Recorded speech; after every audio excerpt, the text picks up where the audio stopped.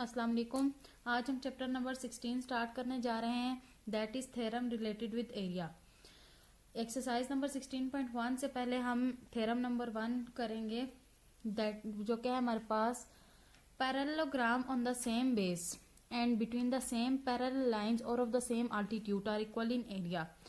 हमें कहा गया है कि जो पैरेललोग्राम है उनकी, अगर दो पैरेललोग्राम्स हैं उनकी बेस इक्वल है या वो दो पैरेलल लाइंस के दरमियान में वो लाई कर रही हैं, उसमें बनी हुई है दो पैरेललोग्राम और ऑफ द सेम अल्टीट्यूड या उनके अल्टीट्यूड से सेम है तो वो इक्वल होंगे एरिया में भी। तो इस चीज को हमने प्रूव करना है। Two parallelogram A B C D and A B E F हमें गिवन क्या है, अभी हम देख रहे हैं कि हमारे पास दो पैरेललोग्राम्स दिए हैं, that is A B C D. ये एक पैरेललोग्राम है और दूसरी दी है ए बी ई एफ। एक ये वाली है और एक जो है हमारे पास ये सेकंड वाली है। हमने प्रूव करना है and between same parallel lines A B and D E, A B और D E same parallel lines के दरमियान ये लाई कर रही हैं। तो हमने प्रूव करना है कि जो एरिया है पैरेललोग्राम का A B C D parallelogram का वो इक्वल है area of parallelogram A B E F के। तो उसके लिए हम सबसे पहले देखते हैं कि इन ट्रायंगल, सबसे पहले हमारे पास एक दो ट्रायंगल्स इसमें दिए हैं, that is E B C and F A D. ठीक है, इसमें हमारे पास जो सी बी इक्वल है, C B is equals to D A. C B is congruent to D A. ये इसलिए कॉन्ग्रेंट है क्योंकि ये ऑपोजिट साइड्स हैं एक पैरेललोग्राम की, और पैरेललोग्राम की ऑपोजिट साइड्स इक्वल होती हैं, कॉन्ग्रेंट होती हैं। इसकी रीजन हमने क्या लिखनी है, opposite sides of parallelogram A B C D की ऑपोजिट साइड्स में। इसी तरह A B E F parallelogram की बात करें तो जो बी ई है, बी ई वो पैरेलल होगी, कॉन्ग्रेंट होगी ए एफ के। बी ई ए एफ के कॉन्ग्रेंट होगी, जिस तरह सी बी डी ए के कॉन्ग्रेंट था इसी तरह B E is congruent to A F. और इसकी भी रीजन यही है कि opposite sides of parallelogram, opposite sides of parallelogram A B E F और ऑपोजिट साइड्स जो होती हैं वो इक्वल होती हैं, कॉन्ग्रेंट होती हैं। अब हमारे पास यहाँ पर एक एंगल 1 है, इसे हम नाम दे देते हैं सपोज, और एक एंगल 2 है। अब अगर ये दोनों इक्वल हैं तो इसका मतलब है, जाहिर सी बात है, जो एंगल 1 है वो इक्वल होगा एंगल 2 के।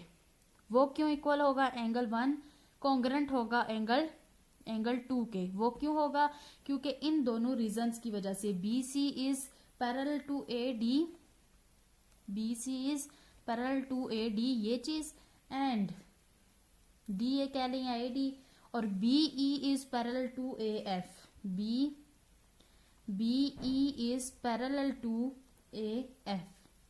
ये इसकी रीजन आ गई। अब जब दोनों एंगल्स इक्वल हैं तो इसका मतलब है कि जो हमारे पास triangle E D A है या ई बी सी कह लें, ट्राइंगल ई बी सी और एफ ए डी है, ये भी कॉन्ग्रेंट होंगी क्योंकि इनके एंगल्स इक्वल हैं, इनकी साइड्स इक्वल हैं, तो ये भी इक्वल ही होंगी। ट्राइंगल ये हमें क्या दे रहा है result, E B C, triangle E B C is congruent to triangle F A D. ठीक है, और ये रिजल्ट हमारा ऊपर वाले दो रिजल्ट से आया है। एरिया ऑफ, अब अगर ये इक्वल हैं, ये दोनों ट्राइंगल्स इक्वल हैं, तो इसका हमें क्या एक और रिजल्ट मिल रहा है कि जो एरिया है इन दोनों ट्राइंगल्स का वो भी इक्वल ही होगा। Area of triangle E B C is equals to, ये कॉन्ग्रेंट थी सारी चीजें लेकिन इसके एरिया को हमने इक्वल किया है, is equals to area of triangle F A D. ये हमारे पास प्रूफ हो गया। अब यहां से जो हम ये भी कह सकते हैं कि ऑल्सो जो हमारे पास क्वाड्रिलेटर है A B E D, area of quadrilateral A B E D, ये चीज जो है ए बी ई डी, ये इक्वल है area of quadrilateral area of quadrilateral A B E D के, ए बी ई डी, मतलब ये दोनों सेम क्वाड्रिलेटर हैं और ये दोनों एक ही मतलब दोनों की, इन दोनों ट्राइंगल्स की बेस यही है, तो ये ये हमारे पास पैरेलल लाइंस है, इनकी बेस भी एक ही है, तो इसलिए ये जो है ये दोनों, ये इसको हम इसी के इक्वल कर सकते हैं, is equals to area of A B E D, क्योंकि दोनों सेम ही क्वाड्रिलेटर हैं इसकी, इसलिए हमने इनको, इनके एरिया को, जाहिर सी बात है सेम है तो इक्वल ही होगा, तो सेम क्वाड्रिलेटर कह दिया है। अब यहाँ पर हम इसे, ये जो हमारे पास रिजल्ट आया था इसको 1 का नाम दे देते हैं, ये जो हमारे पास रिजल्ट आया इसे 2 का नाम दे देते हैं। तो जब हम रिजल्ट 1 और रिजल्ट 2 को ऐड करेंगे तो हमारे पास क्या रिजल्ट आएगा, एडिंग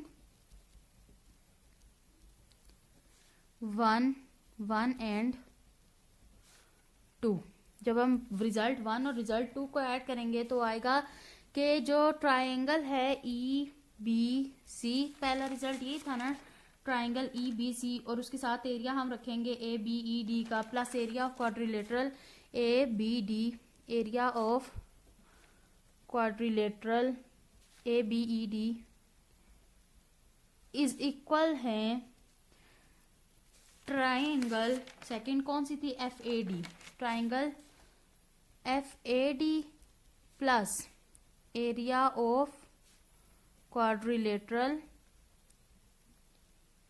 ए बी ई डी के ही। इन दोनों रिजल्ट को हमने ऐड अप किया तो हमारे पास ये रिजल्ट आया।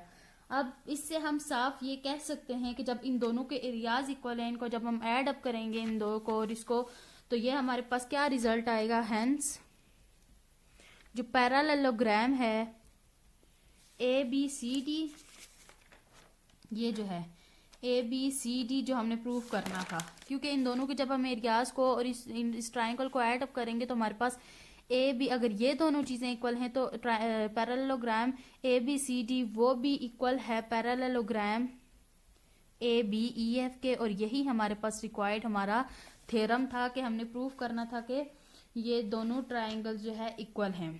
देन हमारे पास एक्सरसाइज नंबर 16.1 का क्वेश्चन नंबर 1 है कि show that line segment joining the mid points of opposite side of a parallelogram, कि जो मिड पॉइंट है ऑपोजिट साइड, हमने ये दिखाना है कि जो एक लाइन सेगमेंट है जो कि ज्वाइन कर रही है opposite side of a parallelogram, किसी भी पैरेललोग्राम की ऑपोजिट साइड को आपस में जोड़ रही है, divides it into 2 equal parallelogram, तो वो उन्हें 2 इक्वल पैरेललोग्राम्स में डिवाइड कर रही है। तो हमारे पास गिवन है कि हमारे पास ए बी सी डी एक पैरेललोग्राम है। अब हमारे पास P जो है वो मिड पॉइंट है DC का, सामने नजर आ रहा है, और जो Q है वो मिड पॉइंट है AB का, जो P है वो मिड पॉइंट है DC का, सच दैट जो DP है वो इक्वल होगा PC के, क्योंकि इन दोनों की लेंथ बिल्कुल इक्वल है। और फिर हम कहेंगे कि Q जो है वो मिड पॉइंट है AB का, इसी तरह से जैसे हमने ऊपर DP और BC को इक्वल कहा था, इसी तरह से कि AQ is equals to QB। अब हमें रिक्वायर्ड क्या है, हमने ये बताना है कि जो हमारे पास पैरेललोग्राम है AQPD, AQPD, ये वो लाइन है ना जो इनको 2 हिस्सों में तकसीम कर रही है, is congruent to parallelogram QBCP, QBCP। और हम हमारी कंस्ट्रक्शन में हम इसमें क्या करेंगे कि हम Q को C से बस ज्वाइन कर देंगे। कंस्ट्रक्शन में हमने यही काम करना है, बाकी ऑलरेडी हमें सब कुछ दिया हुआ है। अब चलते हैं इसके प्रूफ की तरफ। स्टेटमेंट फर्स्ट हम ये लिखेंगे कि जो हमारे पास measurement of the line segment A B है वो इक्वल होगी measurement of the line segment D C, क्योंकि पिछले थ्योरम में भी हमने यही किया है कि जो ऑपोजिट साइड्स थी उनको हमने इक्वल किया था, ऑपोजिट साइड्स क्योंकि पैरेललोग्राम की इक्वल होती हैं। तो measurement of the line segment A B is equals to measurement of the line segment D C. Reason इसकी क्या है कि ऑपोजिट साइड्स जो होती हैं, sides of parallelogram A B C D, और ये इक्वल हैं, ठीक है। अब हमने इस चीज को 2 से डिवाइड करवा देना है, half M A B measurement of the line segment A B और half measurement of the line segment D C. अब ये हमने सिंपल इसकी रीजन क्या लिखनी है, डिवाइडिंग बाय 2। अब अगर हम देखें तो इस चीज को हम ये भी लिख सकते हैं कि Q B is equals to Q C, क्योंकि इनका हाफ हमने किया ना, ए बी का हाफ किया है, तो ए बी का हाफ क्या था, क्यू बी। ठीक है, इसकी जगह हम ए बी के हाफ की जगह क्यू बी लिख देते हैं। Measurement of the line segment Q B वो इक्वल है measurement of the line segment, और जो डी सी था उसकी जगह हम पी सी लिख देते हैं। ये चीज measurement of the line segment P C. ठीक है, ये क्योंकि हमने ऊपर वाले से ये रिजल्ट निकाला है। अब हम ये लिखें या ये चीज लिखें, दोनों का बात एक ही है। तो now in triangle P Q C, अब जो ट्राइंगल है हमारे पास ये बन रही है, पी क्यू सी ले लें या क्यू बी सी ले लें, क्यू बी सी, क्योंकि इसमें क्यू पी सी क्यू जो है दोनों में कॉमन है, तो हम ये लिख लेते हैं कि now in triangle Q P C and triangle Q B C, जो मर्जी जिस तरह से लिखने, क्योंकि दोनों में इसकी रीजन क्या लिखेंगे, ये कॉमन है। इस ट्राइंगल में, इन ट्राइंगल्स में क्या है, क्यू सी दोनों में कॉमन है। ठीक है, क्यू सी दोनों में आ रहा है, तो इसलिए हम क्या लिखेंगे कि दोनों ट्राइंगल्स में जो क्यू सी है वो कॉन्ग्रेंट है क्यू सी के, क्योंकि दोनों में आ रहा है, तो ऊपर वाली से ये हमारे पास प्रूव हुआ कि ये दोनों जो है यहाँ पर कॉन्ग्रेंट है। नेक्स्ट हमने ये देखना है कि जो क्यू बी है वो, ये जो क्यू बी है वो पी सी के, क्योंकि opposite sides and alternative angles भी बन रहे, ऑपोजिट साइड्स भी हैं एक पैरेललोग्राम की, तो इनको हम इक्वल लिख सकते हैं। Q B is congruent to या इक्वल टू कह लें पी सी, और ये किसका, इसकी रीजन हम ये भी लिख सकते हैं, ऑपोजिट साइड्स ऑफ पैरेललोग्राम या alternative angles, angles A B is parallel to D C. ये हमने ऊपर प्रूफ किया था ना, ए बी जो था वो इक्वल था डी सी के, तो उसकी ये रीजन ये भी लिख सकते हैं, और हम चाहें तो ये रीजन भी लिख सकते हैं। अब इससे एक और रिजल्ट क्यू बी से P Q B is congruent to B C का एक और रिजल्ट ये निकल रहा है कि जो एंगल 3 है वो इक्वल है एंगल 4 के, क्योंकि क्यू बी जो हमारे पास है वो एंगल 3 है और पी सी जो है वो एक 4 है एंगल उसमें, तो एंगल 3 इज इक्वल टू और कॉन्ग्रेंट टू एंगल 4, क्योंकि साइड एंगल साइड का हम इसमें रीजन लिखेंगे, इज कॉन्ग्रेंट होती है साइड एंगल साइड के। ठीक है, देन हमारे पास इससे अगली चीज ये आ रही है कि जो ट्राइंगल क्यू बी सी है, अब इतनी इससे इसकी वजह से ये जो हमारे पास ये रीजन आई है, ये इसकी वजह से हम कह सकते हैं कि जो ट्राइंगल क्यू बी सी है वो कॉन्ग्रेंट टू है ट्राइंगल पी क्यू सी के, वो इक्वल है पी क्यू सी के, triangle Q B C equal है पी क्यू सी के, क्योंकि हमने ये जो ऊपर रिजल्ट निकाले इनकी वजह से। ठीक है, अब पी क्यू जो है हमारे पास वो कॉन्ग्रेंट है सी बी के, यहाँ भी हम corresponding sides of congruent triangle के लिहाज से वो हम लिख सकते हैं। ठीक है, तो इसमें हमारी पहली चीज यहाँ पर प्रूफ के लिए क्या आ रही है कि जो पी क्यू है वो इक्वल टू और कॉन्ग्रेंट टू है सी बी के, तो इसकी रीजन आ जाएगी ऑपोजिट साइड ऑफ पैरेललोग्राम। ठीक है, इसकी रीजन ये आ जाएगी। फिर हम देखते हैं कि जो हमारे पास ये पहली हमारे पास रीजन आई है, अब हम देखेंगे कि जो ए डी है वो कॉन्ग्रेंट है सी बी के, A D is congruent to C B. Second reason हमारे पास ये आ रही है कि A D is congruent to C B, और ये किस वजह से, क्योंकि क्रॉसपॉन्डिंग एंगल्स जो होते हैं एक कॉन्ग्रेंट ट्राइंगल के वो इक्वल होते हैं, इसलिए तो ये हमारे पास इक्वल आ गई है, corresponding angles of congruent triangle. ठीक है, ये इसकी रीजन आ गई।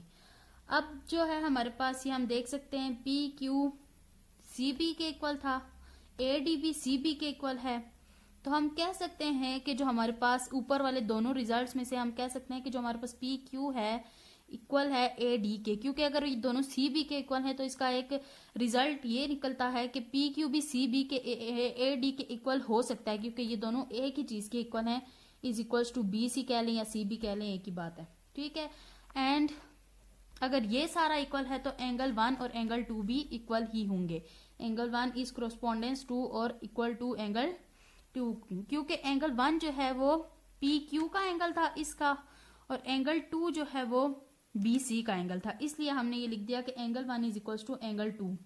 अब हमने ऊपर ये रिजल्ट भी निकाला था कि जो एंगल 3 है वो एंगल 4 के भी इक्वल है, तो इन दोनों रिजल्ट से हम ये लिख सकते हैं कि मेजरमेंट ऑफ द एंगल 1 और 3 एक ही साइड पे हैं, तो measurement of the angle 1 plus angle 3 is equal to measurement of the angle 2 plus angle 4। ये एक जनरल रिजल्ट हमारे एक इस रिजल्ट से आया, एक इस रिजल्ट से आया, इस इन स्टेटमेंट से आया, ठीक है। तो ये चीज आ गई। अब हमने अगर लिख दिया तो हम ये भी कह सकते हैं कि जो एंगल पी क्यू बी है, पी क्यू बी वो इक्वल होगा या करस्पॉन्डेंस होगा एंगल पी सी बी के, ठीक है, क्योंकि ये दोनों आपस में 1 और 3 इक्वल, 1 और 3 का जो हम सम करेंगे वो 4 और 2 के इक्वल है। तो सिंपल सी बात है, जो एंगल पी क्यू बी है वो भी करस्पॉन्डेंस होगा measurement of the angle P C B के, ठीक है। ये हमने ऊपर भी प्रूफ कर दिया, तो हम कहेंगे कि ये प्रूव्ड किया हुआ है। देन एंगल ए जो है ये जो होगा वो इक्वल होगा एंगल पी सी बी के। एंगल ए जो है वो इक्वल होगा measurement of the angle P C B के, ठीक है। पी सी बी के इसलिए होगा कि जो ऑपोजिट एंगल्स होते हैं वो इक्वल होते हैं, इसलिए हमने लिख दिया कि angle A equal to angle P C B, और साथ में ये भी लिखेंगे कि एंगल ए, और ये चीज हमने ऊपर की प्रूव किया है कि जो ऑपोजिट साइड्स होती हैं वो इक्वल होती हैं, तो इसको भी प्रूव में ही लिखेंगे इसकी reason.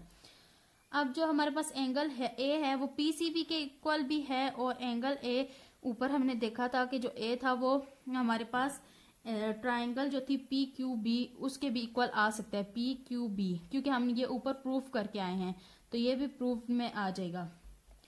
Now in Q B C P, Q B C P ये जो है is equals to A Q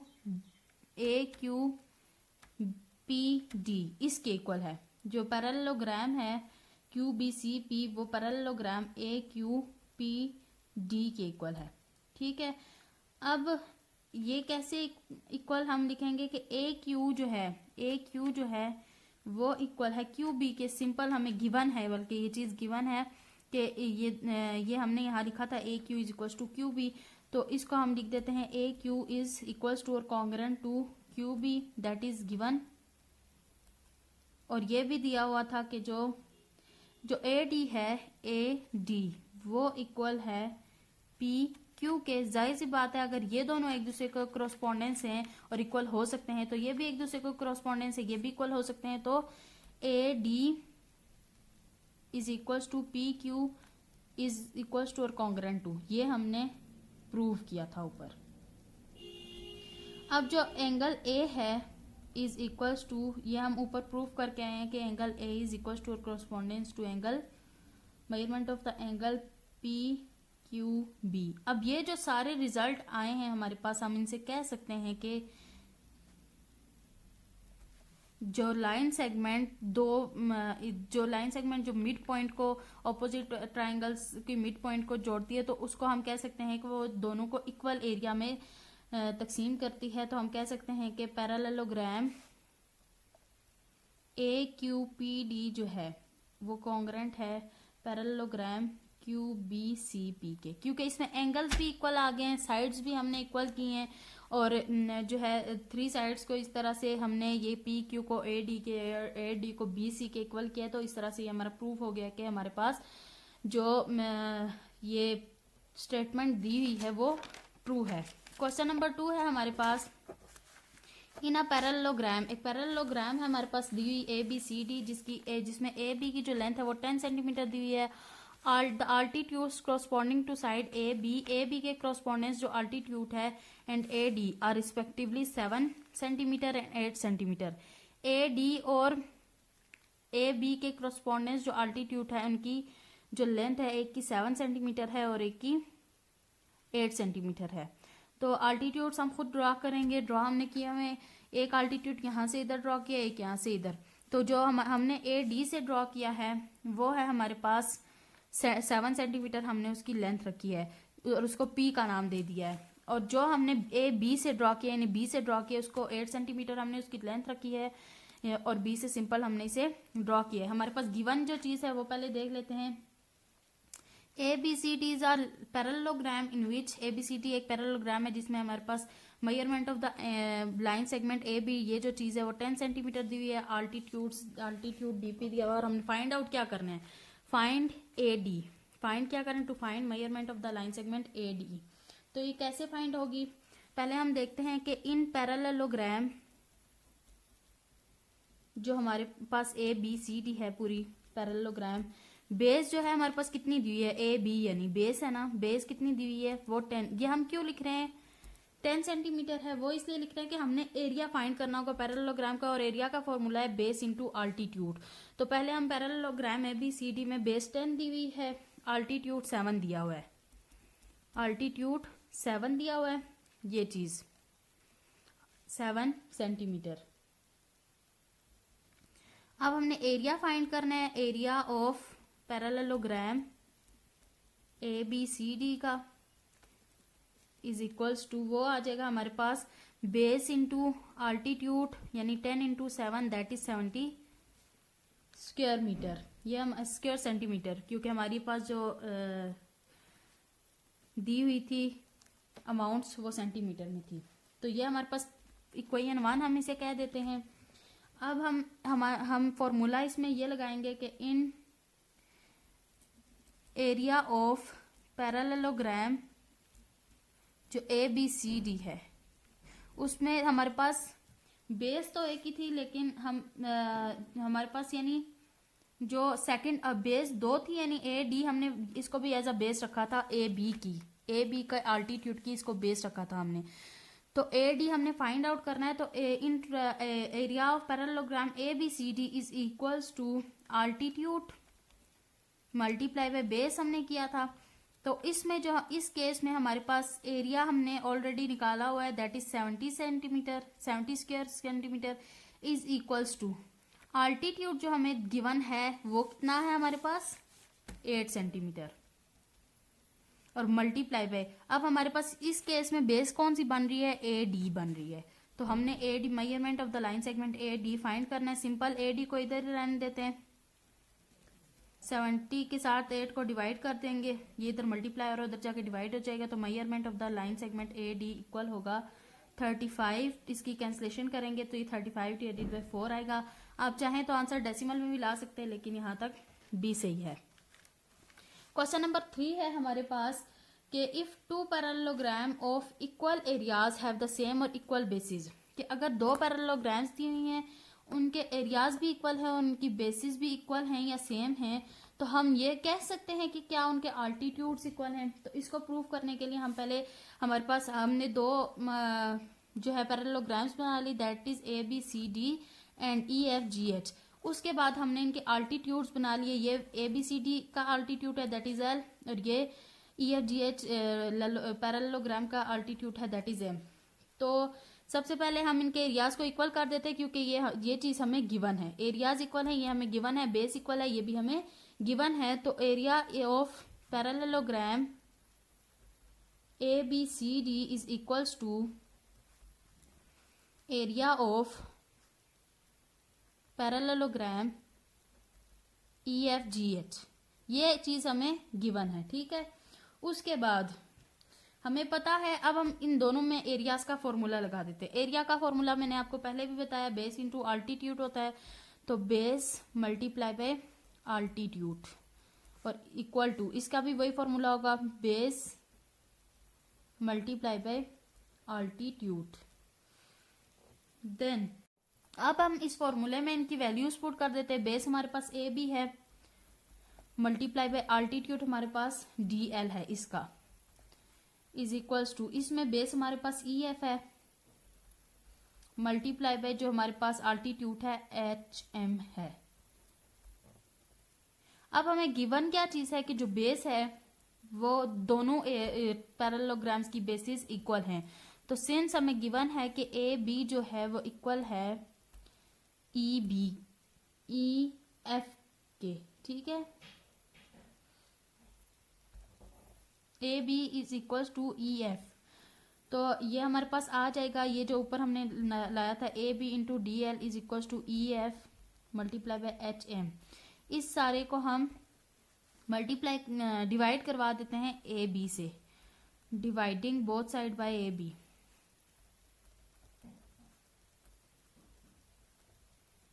A B से जब हम इसे डिवाइड करवाएंगे तो A B into D L divided by A B is equals to E F into H M, E F into H M divided by A B. अब हम क्या E F को ए बी के इक्वल लिख सकते हैं? बिल्कुल लिख सकते हैं, क्योंकि हमें क्वेश्चन में दिया गया है कि इनकी बेसिस इक्वल हैं। तो A B into D L divided by A B ये इसी तरह रहेगा, is equal to E F की जगह हम ए बी लिख देते हैं into H M divided by A B. A B से कैंसिल आउट हो जाएगा, पीछे हमारे पास बच जाएगा D L is equal to H M. और डी एल और एच एम हमारे पास क्या थे? इनके altitudes. So hence proved that altitudes are equal। हमने प्रूव जो करना था। आज का लेक्चर हमारा यहीं पे कंक्लूड होता है। Thank you so much.